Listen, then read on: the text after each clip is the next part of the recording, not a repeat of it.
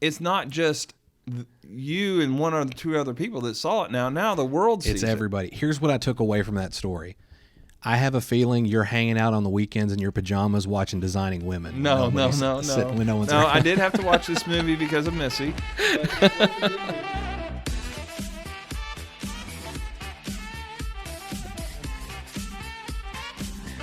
Hello, everybody. It's time for some more Lite, brought to you by Foreman Watson Holtry at 530 Frederica Street, the high-rise white tower here, and we are back from the new year, excited and ready to go. PJ, how are you doing? I'm still trying to process that it's 2020. It is 2020, and Yeah. we are we're blessed to be here. We got through the holidays. Were your holidays good, PJ? I haven't even talked to you all day. Yeah, pretty uneventful. It was a lot of sitting around watching movies. So how about you? We did well. We had a lot of coming and going through the house and a lot of junk food and things like that, which are kind of out of my character, you know. Yeah. Try to eat healthy, but it's hard this time of year to do that. But we're going to get whipped back into shape pretty quickly. Yeah, you were eating like me. Yeah, well, it was a lot of fun. But now we got to put the nose to the grindstone and get back at it. Yes, we do. Today, we wanted to talk about some interesting things. We've got a new slogan that we've discussed, your problem, our passion. Yep. And that's sort of our theme for the month, is talking about what we're passionate about and the reality of the problems that we see in our line of work. You get to see it in a whole different nature. You get to see the photographs of it. You get to see the documents that verify it. You get to see the medical records and things like that. Yeah. Of course, we have more day-to-day involvement with the clients and the legal side of that. But you know, we see people with real problems, and every day we have a choice whether or not we want to be passionate about what we're doing for them or not. And that's our leaping off point for the year. That's our focal point for our clients, is to remember that every day we have to bring it. We have to be passionate and ready to go. So one of the things that I think I'd like to discuss a little bit with you is that, you know, if we're truly passionate about what we're doing for our clients, we have to be up on the times. Absolutely. You know what I'm saying? Oh, yeah. And we have this thing that is what I would call the sharpest two-edged sword there is, and it's a thing called social media. Yeah. And I thought that it would probably be good. The reason this kind of fits within your problem, our passion, is that a good lawyer that truly takes his client or her client's case seriously has to be aware of the reality of social media and the effects that can have on the case, and not only the case, but on juror perception and things like that. It is a big elephant, man. And it is something that if attorneys have not come to grips with, they're probably not even in the ballpark of doing their client a justice. And our firm, because we ride the wave of social media from a marketing standpoint, we're very aware of the public awareness as to the different mediums of social media. Right. Oh, it's prevalent in everybody's life, and at one time it was just Facebook, right? You know? But now it's Instagram, Twitter. Some people still do LinkedIn. I heard MySpace is kind of coming back. So it's crazy the amount of different types of social media platforms there are. And, you know, as we kind of head off this direction and talking about the relationship between social media and handling personal injury cases, we have to be aware of the fact that social media is not an all bad thing. It's a great platform to get messages out. I mean, to some extent, a podcast is social media. It is a mechanism for getting a message out. And, right. And I firmly believe that using Facebook, Instagram, Twitter, YouTube, you know, podcasting, that you can use that as a positive thing. But the problem is that it also is very dangerous in cases. Extraordinarily dangerous in cases. And in life, even outside of the legal. I mean, to reputation, just in general, you are what people see. Right. Well, context is extremely important. Right. And it is very easy to take things out of context when it's word only. I've got a few examples that I may work toward sharing here in the podcast, but one of the things that I thought I'd start us with is when a client comes to us and they sign up with us, what do we do as attorneys to get to the bottom of social media, okay, or to get to the crux of it? So when a client comes to Foreman Watson Holtry, before they even sign a contract with us, or during the part where they're signing the contract and agreeing to hire us, we have a number of pages that we go through with our clients about social media. And we have a social media checklist. Literally, it goes from top to bottom. It says, do you have Twitter? Do you have MySpace? Do you have LinkedIn? Is MySpace on there? I mean, we even go Pinterest. I mean, all these. We go through all of these. And the reason we do is if they answer yes, we then say, have you done any type of posting? Have you done any kind of chatting? Have you done any kind of messaging? Have you done any kind of anything that points toward your injuries or the wreck or this incident or talks about people that were involved? And if so, then we document what it is. And then we give them a written instruction as to not being on social media about their case, their injuries, their thoughts about the people involved, their thoughts about the treatment they're getting at the hospital or from their doctor. Any of that, we say, basically social media needs to disappear as far as use, okay? Now, the reason we want to know what's already out there is because if it's out there already, you can't destroy it. You got to keep it. And so we want to know what's there so that if we get asked, hey, did your client ever post anything on Facebook about this wreck, we can honestly say yes or no. And if it's yes, then we got to live by that. Whatever they put on there, we have to live by that. And so we are, I don't know what other law firms do. I don't, but I know that from our standpoint, in a client intake session, we're of course educating ourselves on the facts of the case. But we spend probably 20 or 30 minutes going over forms and going over it through a discussion solely about social media, which is something that would have never happened 15 years ago. Right. Ever. You would not have ever done that. And now you have to do it because you have a duty to keep it. You can't delete it. You have a duty to know what it is as that person's attorney, what it says, and you have to now funnel that into your case evaluation. If this is discoverable, then what's going to happen to our case? But let me ask you, just from a from a non-legal perspective. Okay. You come into a law firm wanting to hire a law firm, and all of a sudden this law firm's saying to you, "Hey, what's on your social media account? What's here? What's there? What's your thought?" I'll start by saying this. Interestingly enough, social media is what led me into this job. So like you said, there are good things and there are bad things. But I think the problem with social media is, and I know I'm kind of going off on a tangent just a little bit, That's okay. but the upside is it connects people. The downside is it gives everyone a platform to express themselves, no matter how detrimental it can be to that person. And what I mean by that is typically when someone has nowadays in 2020 when someone has a knee-jerk emotional reaction to something, they automatically go to social media because they have a thought or a feeling about a person, place, or thing. And they want to let the world know about how they've been wronged. Okay. And the problem you run into is, and this goes back into context, is sometimes you're only getting one side of the story. And so I did the same thing that a lot of people do when I had my car wreck that ultimately led me to having a position here. But the first thing I did is I started posting pictures talking about how angry I was. And I mean, I don't remember exactly what it was that I said, but I do remember at one point Tyler made a comment to me like, you really should, depending on what direction you're going with your own case, you really should be careful about what you put on social media. And I never really thought about that. Right.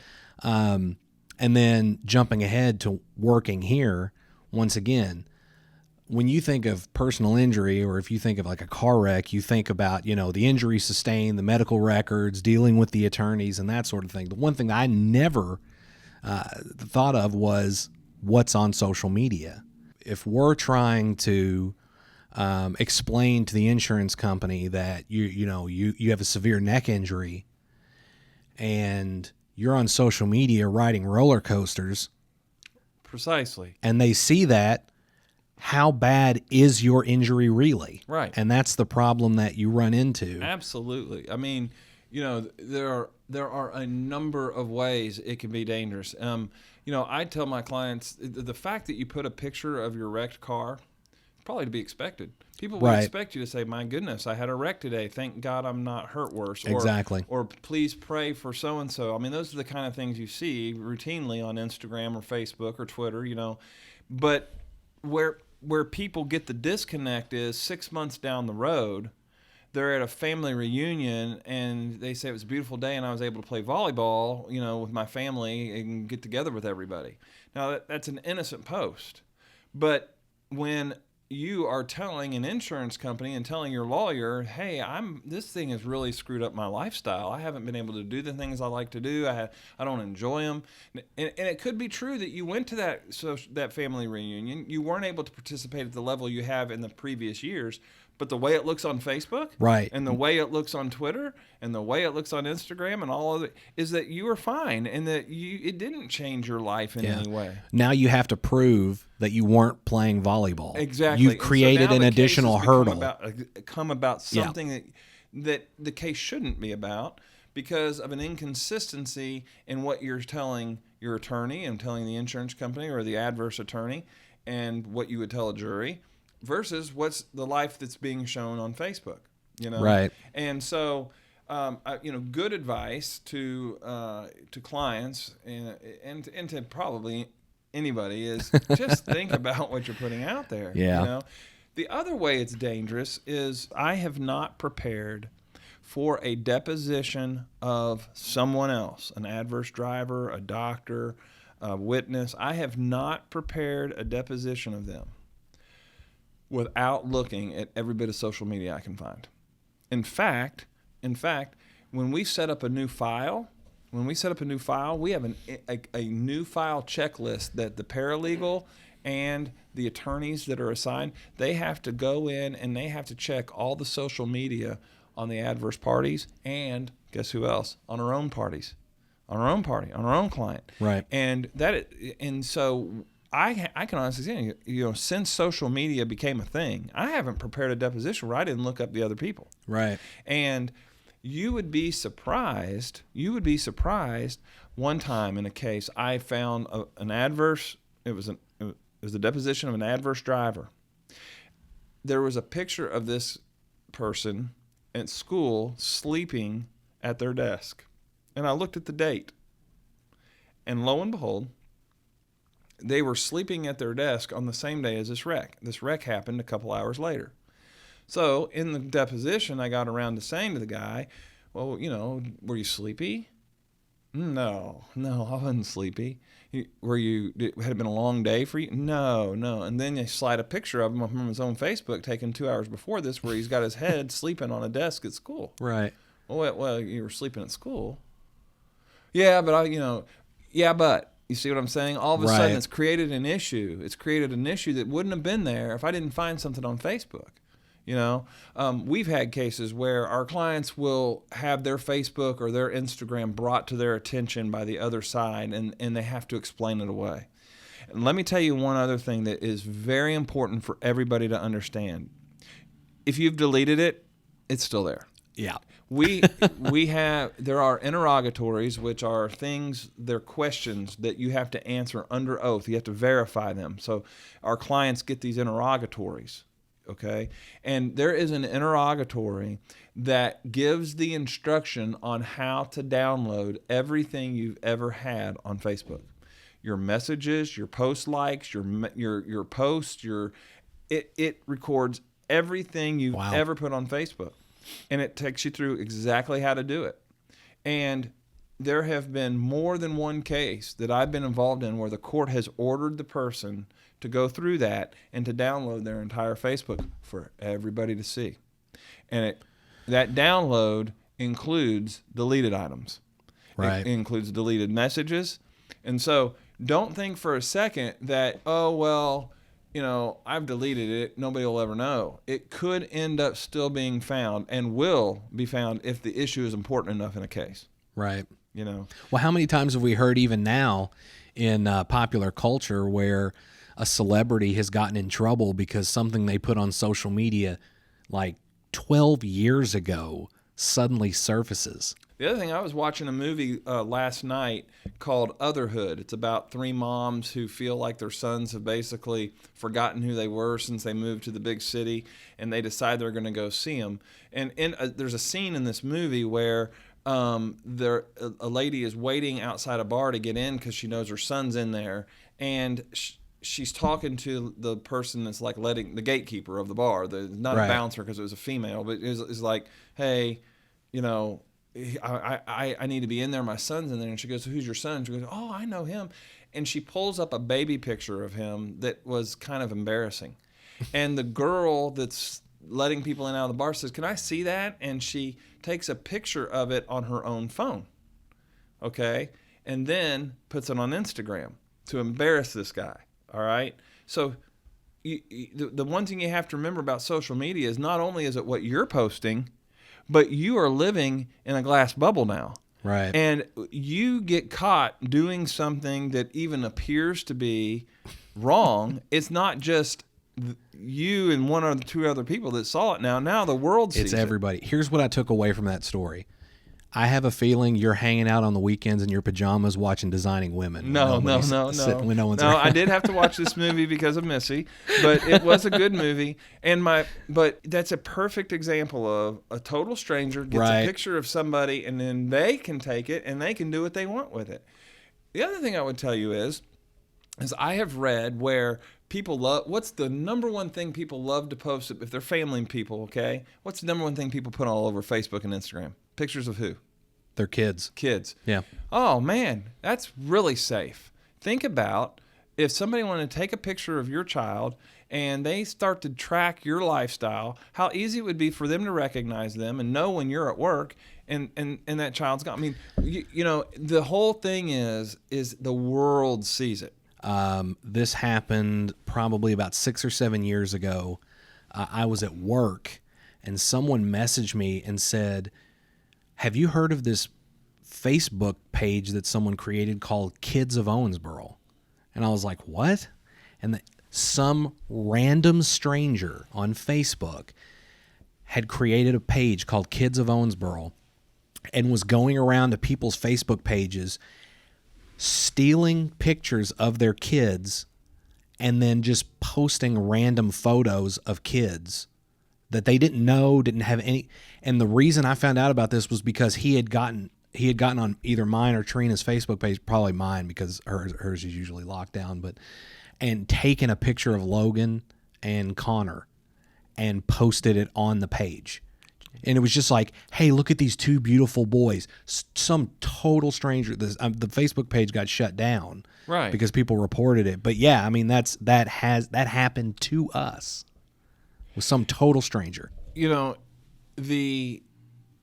is a self-policing side of this. It's like, to some extent, people have to watch their walk and their talk now because they know that something could be broadcast about them immediately on YouTube, right. Facebook, whatever. So to some degree, it's a good thing because we're self-policing. We're like, oh, I've got a video of that, and boom, it's out there. Like, I mean, how many of us have seen videos on Facebook of people that did some kind of vandalism to somebody's house? If you see these 2 characters, let us know because they, they busted out such and such window, and so to some degree, again, I don't want to be here sounding like an old Scrooge saying, oh, but you just have to think. You have to think. And to bring this back to where we were at the very beginning, and the reason I wanted to discuss it and that you thought it would be a great idea to discuss is that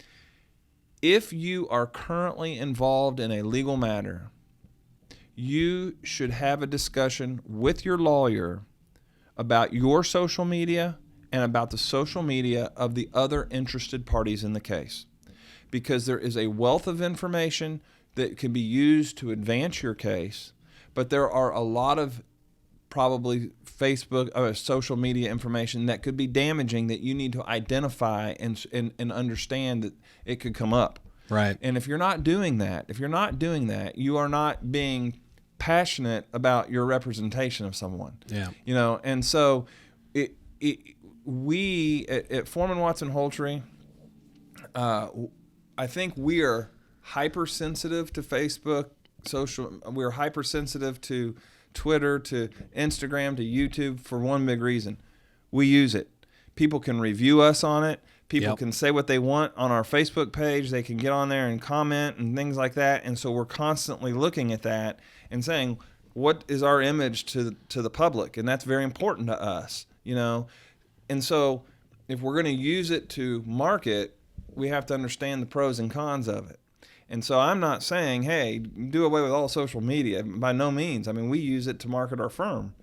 But you have to have a strategy in place to help your clients understand the reality of it. And if you don't, then you are not truly representing these people with the level of representation they deserve, because social media can end a case. Tyler Johnson and I had a trial, and I don't want to get too specific about it, but a social media issue in that trial was the turning point of the outcome.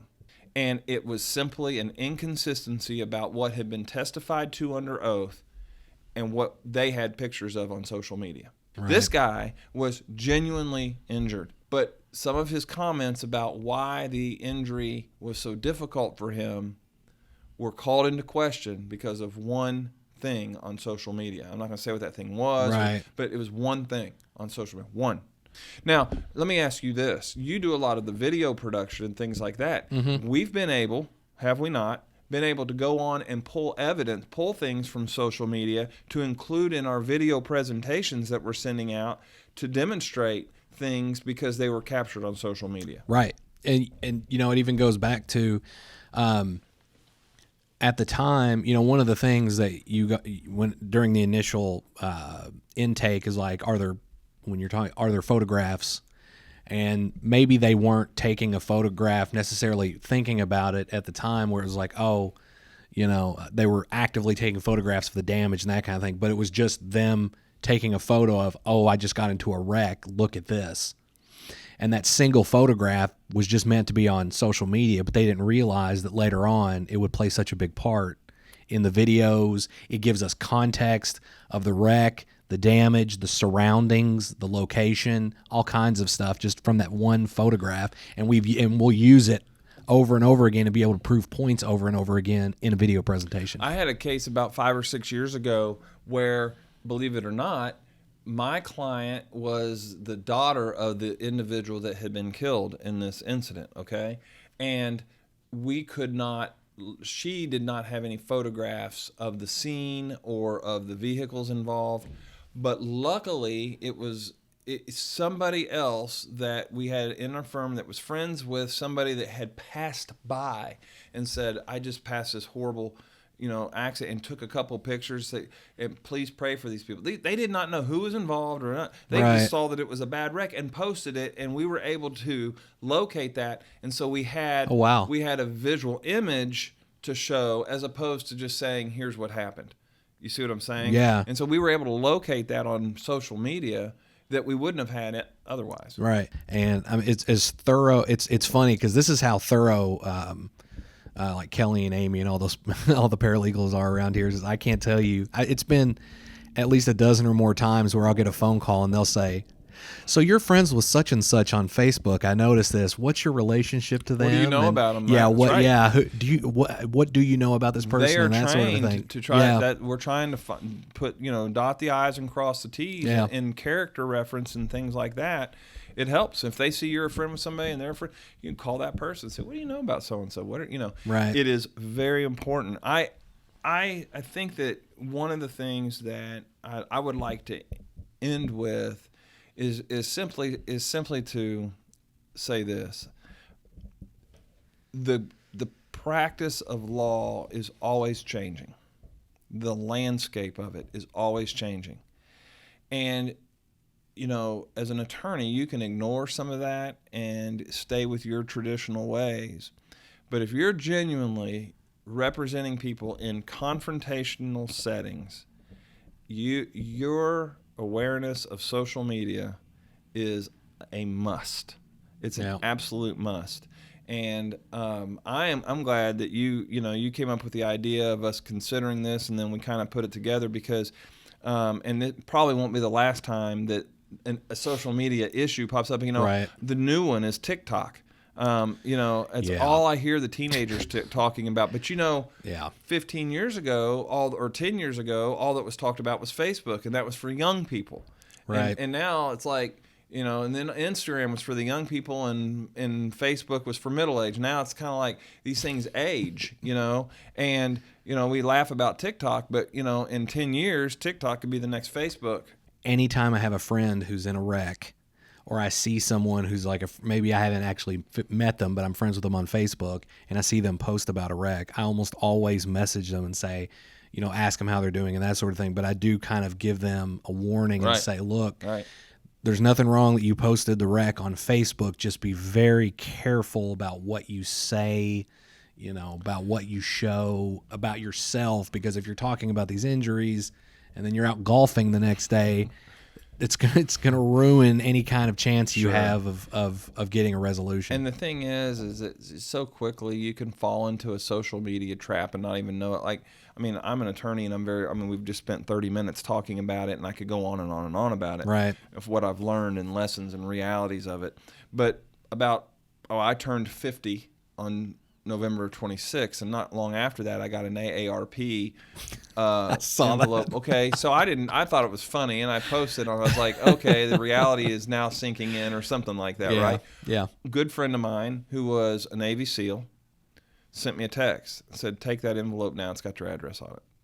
And so, here I am. I'm a guy that's very sensitive to social media issues, and he was like, it's not safe to have your, it's not like people can't get your address and things, but do you really want to publicize your mailing address, And again, I took it down. I took it down immediately. Now, was there anything wrong with doing that? No, but just from a safety perspective and a not letting everybody in the world know where I live and that kind of thing, probably not a wise idea. And so even people who are aware of pitfalls in social media can fall into them. Yeah. I did the same exact thing the day that I had my scope.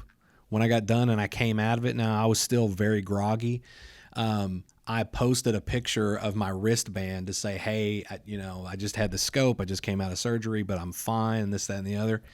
Now, I had enough wherewithal to mark out my social security number. But, but it also had my full name and my address, my date of birth, and everything. The only thing I thought to mark out was the social security number. And Kelly messaged me on Facebook and was like, take it off. Take the photo off there. Yeah. How stupid can you be? Well, it's just again, that's why it's what I think it would be a fitting end here as we wrap things up, because we're on that 30-minute deadline thing that we try to keep it under.